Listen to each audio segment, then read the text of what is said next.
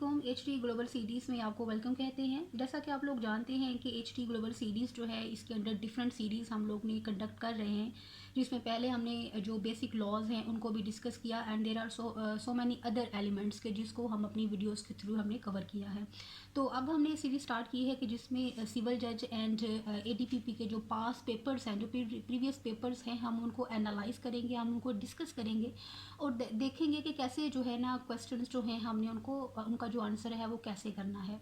तो आज हम लोग डिस्कस करने वाले हैं जो हमारा 2023 जो फॉल है, प्रीवियस जो पेपर हुआ है नवंबर में, तो उसका पेपर 1 सीला 1 के नाम से जो है हम उसको इंशाल्लाह आज की वीडियो में डिस्कस करेंगे।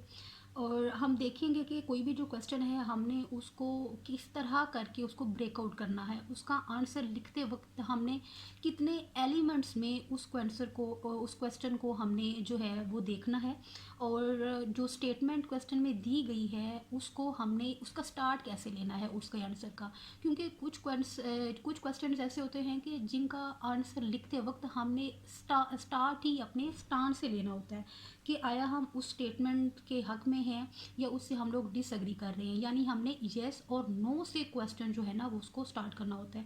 क्योंकि बेसिक जो हम लोगों को प्रॉब्लम फेस करने पड़ रहे हैं, जो फेलियर रेशो भी जो इतना ज़्यादा है वो यही है कि लॉ तो बेसिकली, अब देखिए हम लॉ स्टूडेंट्स हैं तो मोस्ट प्रोबेबली के हम लोग लॉज जो है उससे वाकिफ़ हैं, लेकिन क्या है कि उस क्वेश्चन का आंसर करने का जो तरीका है वही हम लोग जो है ना वो आइडेंटिफाई नहीं कर पाते, जिसकी वजह से हम देखते हैं कि हमारा पेपर तो बहुत अच्छा होता है भाई, मुझे तो पूरा पेपर आता था, पूरे सेक्शंस मैंने लिखी हैं, प्रोविजन सारी लिख के आया हूँ, लेकिन क्या होता है कि जब रिज़ल्ट आता है तो वो बिल्कुल हमारी जिसे कहते हैं ना कि एक्सपेक्टेशंस के कंट्रेरी होता है। तो ये सारी चीज़ें जो हैं इंशाल्लाह अपनी इस जो हमने पास पेपर्स की सीरीज स्टार्ट की है इसमें इन सारी चीज़ों को डिस्कस करेंगे। तो सबसे पहले हम देखते हैं कि हमारा सीला 1 का जो फर्स्ट क्वेश्चन है वो क्या क्या बात कर रहे हैं। वो बात कर रहे हैं कि what does an express implied authority of an agent means. ठीक है, explain factor circumstances where authority of the agent is said to be employed, discuss circumstances envisaged by section 215 of the contract act where the principal may repudiate the transaction undertaken by the agent dealing on his own account in the business of the agency. देखा जाए तो हमारी ये जो एक statement है ये 3 parts पे मुश्तमिल है। इसका आंसर हमने कैसे करना है, सबसे पहले वो क्या कह रहा है कि what does an express employed authority of the agent mean. यहाँ पे फुल स्टॉप है। हमने क्या करना है, सबसे पहले इसको हमने आइडेंटिफाई करना है, ये यानी कि हमारी कितने पार्ट्स पे मुश्तमिल है। ये हमारा जो आंसर है वो 3 पार्ट्स पे मुश्तमिल है। सबसे पहले हमने किसके बारे में बात करनी है, उसकी जो एजेंट की जो अथॉरिटी है, अथॉरिटी ऑफ एजेंट जो है हमने उसको बताना है कि वो क्या होती है। वो हमारे पास क्या है कि वो एक्सप्रेस भी होती है, ठीक है, देन वो हमारे पास क्या होती है, इम्प्लाइड भी होती है। ये वो चीज़ें हैं जो कि वो हमसे पूछ रहा है फर्स्ट जो है हमारा लाइन जो है। अब देखिए हम देखेंगे कि एक्सप्रेस क्या होती है। एक्सप्रेस में हम देखते हैं कि जब वो जो वर्ड्स हैं वो वर्ड्स में हो, और वर्ड्स में भी क्या वो स्पोकन भी हो सकते हैं, ठीक है, एंड देन क्या है वो रिटन भी हमारे पास हो सकते हैं, राइट। एंड देन क्या है, इम्प्लाइड कब होती है, इम्प्लाइड उसकी अथॉरिटी की होती है जब हमने उसको इन्फेयर किया जाता है फ्रॉम सर्कमस्टांसिस। अब ये बात है कि आपने नोट करनी है और उसको याद भी रखनी है। ऐसे जो ये हमारे जो की वर्ड्स है ना, क्योंकि किसी भी सेक्शन को वर्ड टू वर्ड याद रखना तो कुरान पाक ही वो है किताब जिसको हम वर्ड टू वर्ड जो है वो याद रख सकते हैं, अदरवाइज़ कुछ भी जो है वर्ड टू वर्ड हमें याद रखना हमारे लिए पॉसिबल ही नहीं है बीइंग अ ह्यूमन बीइंग। तो ये वाले जो की इस तरह के जो की वर्ड्स हैं वही हमारे पेपर को जो है ना वो बेहतरीन बनाते हैं। तो सबसे पहले वो हमसे यही पूछ रहा है कि एक्सप्रेस और इम्प्लाइड अथॉरिटी से मुराद क्या है, ठीक है। इसको सबसे पहले हमने इसको आंसर करना है। सेकंड नंबर पे वो पूछ रहा है कि ऐसे सर्कमस्टांसिस क्या हैं या जहाँ पे where authority of the agent is said to be implied, ठीक है। दूसरी बात हमसे वो यहाँ पे पूछ रहा है, फर्स्ट हमारा एलिमेंट ये था और दूसरा ये हमसे वो पूछ रहे हैं। तो इसमें क्या है कि सर्कमस्टांसिस जब हम इसी की डेफिनेशन जो है इसका प्रोविजन 187 जो है एजेंसी का, उसमें हम देखते हैं कि ये वो सारी चीज़ें बयान कर रहा है। तो सर्कमस्टांसिस से मुराद क्या है कि जब वो जो एजेंट है वो कुछ करता है, वो हम इसके लिए हमारे पास वो वर्ड्स यूज़ कर रहे हैं थिंग्स। वो थिंग्स क्या हो सकती हैं, वो स्पोकन भी हो सकती हैं अगेन, और वो क्या हैं वो रिटन भी हो सकती हैं। अब यहाँ पे जो समझने की बात है वो ये है कि ऐसा नहीं है जब इम्प्लाइड अथॉरिटी हो तो ये सारी चीज़ें भी लिखी हुई कॉन्ट्रैक्ट में मौजूद हों, बल्कि उसकी जो अथॉरिटी है वो इम्प्लाइड हो, हम सर्कमस्टेंसेस से हमें पता चलता हो कि ये बंदा जो है ना वो एजेंट है, और उसको इख्तियार इस्तेमाल करते हुए वो बंदा कोई भी ऐसा काम करता है, वो रिटर्न फॉर्म में हो या उसने वर्बली किसी बंदे से बात की हो, तो इससे मुराद यहाँ पे ये है। ठीक है, क्योंकि हमने हमारा जो पर्पज़ है आज का वो हमने अपने क्वेश्चंस को सॉल्व करना है, ना कि जो है इनको कम्प्रीहेंसिवली हमें डिस्कस नहीं करना, तो इसलिए मैं इन डिटेल नहीं जाऊंगी। तो इससे मुराद सेकंड पार्ट में हमारे से वो ये वाली जो चीज़ है ना वो ये सर्कमस्टांसेस को पूछ रही है। ठीक है, अब तीसरी हमसे वो आगे बात कर रहा है कि जब वो 215 का रेफरेंस देते हुए कि जब इसमें जो एजेंट है वो जब कोई काम ऐसा करता है तो जो प्रिंसिपल है वो उसको मेक अ वर्ड क्या है, तो वो यहाँ पे क्या वर्ड यूज़ करता है, वो मेक अ वर्ड यूज़ कर रहा है कि वो रिपीडिएट कर सकता है उस ट्रांजैक्शन को। तो वो कौन सी सूरत हाल है, तीसरी बात जो है ना वो हमसे यहाँ पे ये पूछ रहा है। ठीक है, तो क्या है कि तीसरे नंबर पे क्या वो बात हमसे पूछ रहे हैं कि वो जो प्रिंसिपल है वो उसको ख़त्म कर सकता है, कब ख़त्म कर सकता है। तो ये हमें बताता है 215 के जब कोई मटीरियल फैक्ट जो हो, क्या है, जो मटीरियल फैक्ट है वो कंसील किया जाए, कंसील करे वो किससे, प्रिंसिपल से।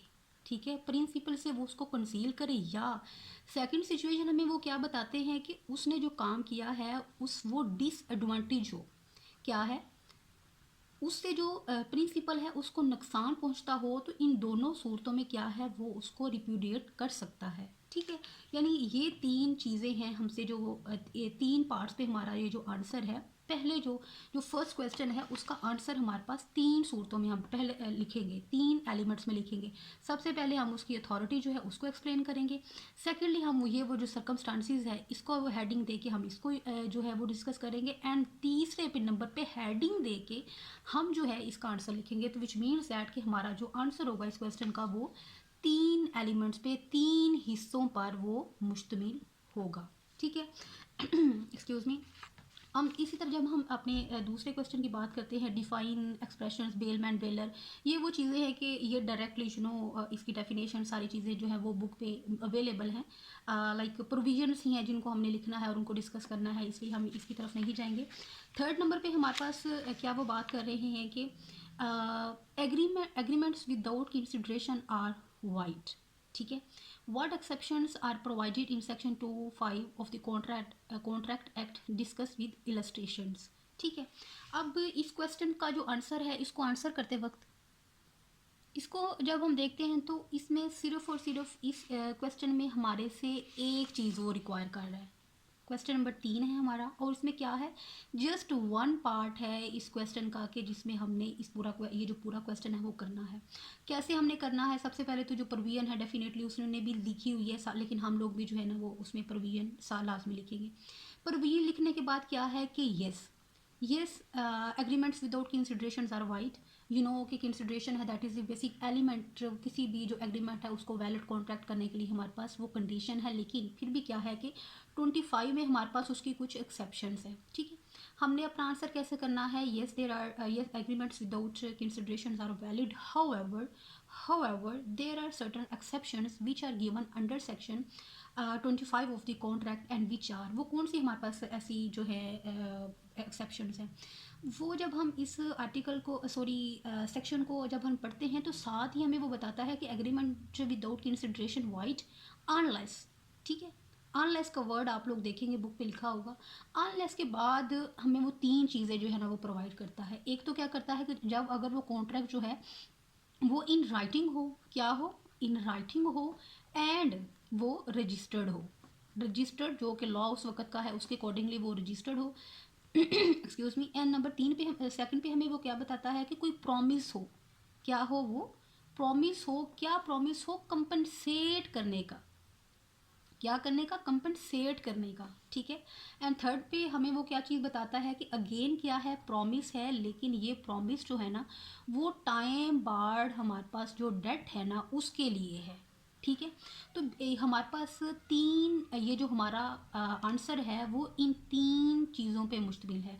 हमने अलग-अलग इसको भी जो है ना वो हेडिंग, एक इसकी हेडिंग देके देन इसकी हेडिंग देके इसकी हेडिंग देके हमने इन चीज़ों को जो है वो पहले इलेबोरेट करना है, इनको डिफ़ाइन करना है जैसे कि सेक्शन में हमें दिया गया है, एंड लास्ट देन जो है साथ साथ इनकी जो है ना वो इलस्ट्रेशंस जो हैं हम एक एक जो है वो भी साथ इसमें बयान करते जाएंगे, ठीक है।